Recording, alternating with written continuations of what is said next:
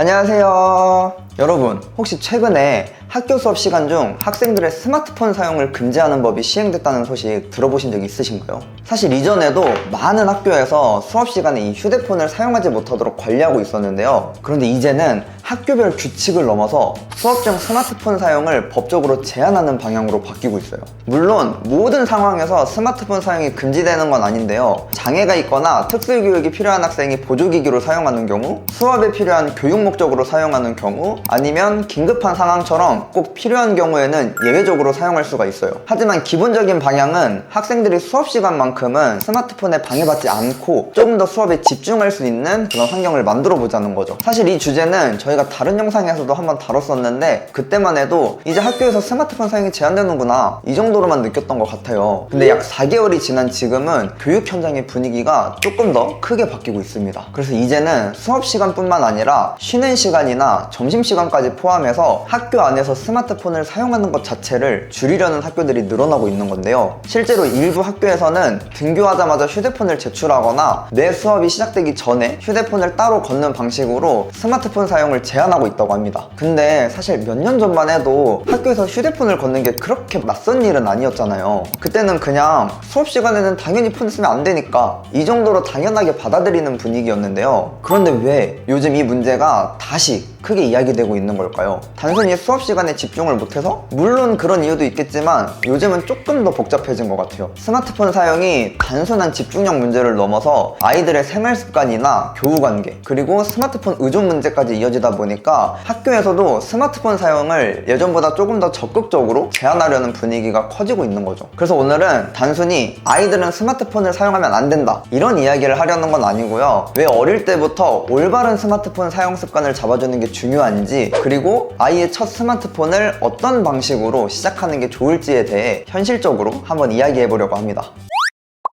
최근 조사 결과를 보면 10대 청소년의 스마트폰 과의존 위험군 비율이 약 43% 수준으로 나타났다고 해요. 쉽게 말하면 청소년 10명 중에 4명 정도는 이 스마트폰 사용을 스스로 조절하는데 어려움을 겪을 수 있다는 뜻인데요. 더 눈여겨봐야 할 점은 모든 연령층을 통틀어서 청소년이 스마트폰 과의존에 가장 취약한 연령대라는 점이에요. 그렇다면 왜 유독 청소년들에게 스마트폰 과의존 문제가 더 크게 나타나는 걸까요? 아이들은 아직 자기조절 능력이 완전히 자리 잡기 전이잖아요. 그런데 스마트폰 안에는 SNS, 쇼폼, 게임, 메신저처럼 아이들의 관심을 계속 붙잡아두는 콘텐츠가 너무 많이 들어있어요. 사실 어른인 저희도 잠깐만 봐야지 하고 휴대폰을 켰다가 어느새 시간이 훌쩍 지나 있을 때가 많잖아요. 그런데 아직 조절하는 힘이 부족한 아이들에게는 훨씬 더 큰 영향을 줄 수밖에 없겠죠. 그러다 보니까 스마트폰 과의존 문제는 수업 시간에만 관리하는 것으로는 부족하다고 보는 학교가 많아지면서 이제는 학교 생활 전반에서 스마트폰 사용을 줄이려는 분위기가 커지고 있는 건데요. 근데 이런 흐름이 우리나라만의 이야기가 아니에요. 호주에서는 16세 미만 청소년이 일부 SNS 계정을 이용하지 못하도록 하는 정책까지 시행됐는데 실제로 시행 이후 수백만 개의 16세 미만 계정 접근이 제한됐다는 발표도 있었어요. 그만큼 해외에서도 아이들의 스마트폰과 SNS 사용을 개인이 알아서 조절해야 하는 습관이 아니라 사회가 함께 고민하고 관리해야 하는 문제로 보고 있는 거죠. 근데 여기서 한 가지 더 생각해 볼 부분이 아무리 법으로 제한을 걸어도 우회해서 사용하는 등의 문제는 여전히 남아있다는 거예요. 결국 학교에서 막고 나라에서 제한하는 것만으로는 모든 문제를 완전히 해결하기 어렵다는 뜻이겠죠. 그렇다고 아이에게 스마트폰을 아예 안 사줄 수도 없어요. 요즘은 학교가 끝나면 부모님과 연락해야 할 일도 많고 혼자 등하교하거나 학원에 다니는 경우에는 위치 확인이 필요할 때도 있잖아요. 그래서 많은 부모님이 처음에는 연락만 잘 되면 되지 이런 생각으로 아이에게 스마트폰을 사주시는데요. 근데 막상 스마트폰을 사주고 나면 오히려 고민은 그때부터 시작이 되는 경우가 많아요. 유튜브는 얼마나 보는지, 혹시 자극적인 영상이나 아이에게 맞지 않는 콘텐츠를 보고 있지 않은지 등등 부모님이 매번 옆에서 확인하기가 쉽지 않잖아요. 그래서 중요한 건 아이에게 스마트폰을 주느냐 마느냐보다 처음 어떤 환경에서 스마트폰을 시작하게 해주느냐인 것 같아요. 솔직히 요즘 드라마나 영화만 해도 아이의 나이에 따라 볼 수 있는 콘텐츠가 나뉘어 있잖아요. 근데 일반 스마트폰은 아이의 나이와 상관없이 같은 SNS, 같은 영상, 같은 인터넷 콘텐츠를 접하기 쉽다 보니까 첫 스마트폰만큼은 아이에게 필요한 기능과 아직은 지금은 필요하지 않은 기능을 나눠서 안전하게 사용할 수 있는 환경을 만들어주는 게 중요합니다. 노란마켓 가디언 공부폰은 아이에게 스마트폰을 무조건 못 쓰게 하는 폰이라기보단 아이의 나이와 사용 습관에 맞춰서 필요한 기능은 사용할 수 있게 하고 걱정되는 기능은 줄이거나 관리할 수 있도록 만든 공부폰이에요. 그러니까 단순히 아이의 휴대폰을 막는 게 아니라 처음 스마트폰을 시작할 때부터 부모님이 안전한 사용 기준을 만들어주는 거죠. 사실 모든 기능이 열린 스마트폰을 한동안 자유롭게 사용하다가 나중에 갑자기 제한하려고 하면 아이도 쉽게 받아들이기 어려울 수가 있어요. 왜 전에는 됐는데 지금은 안 돼? 친구들은 다 되는데 왜 나만 못하게 해? 이런 갈등이 생길 수도 있잖아요. 근데 반대로 처음부터 필요한 기능 위주로 사용하는 방식에 익숙해지면 아이도 그 기준을 조금 더 자연스럽게 받아들일 수 있고요. 또 아이가 성장하면서 스스로 조절하는 힘이 생겼을 때 필요한 기능을 하나씩 늘려주는 방식으로 사용 범위를 넓혀갈 수도 있습니다. 결국 첫 스마트폰에서 중요한 건 얼마나 많은 기능을 사용할 수 있느냐보다 어떤 사용 습관으로 스마트폰을 시작하느냐인 것 같아요. 학교에서도 스마트폰 사용을 더 적극적으로 제한하려는 지금 가정에서도 우리 아이의 첫 스마트폰을 어떤 기준으로 시작할지 한 번쯤 생각해 볼 필요가 있지 않을까요? 그럼 오늘 영상은 여기까지고요. 저는 다음에도 부모님들께 더 도움이 될 수 있는 유익한 영상으로 찾아오도록 하겠습니다. 그러면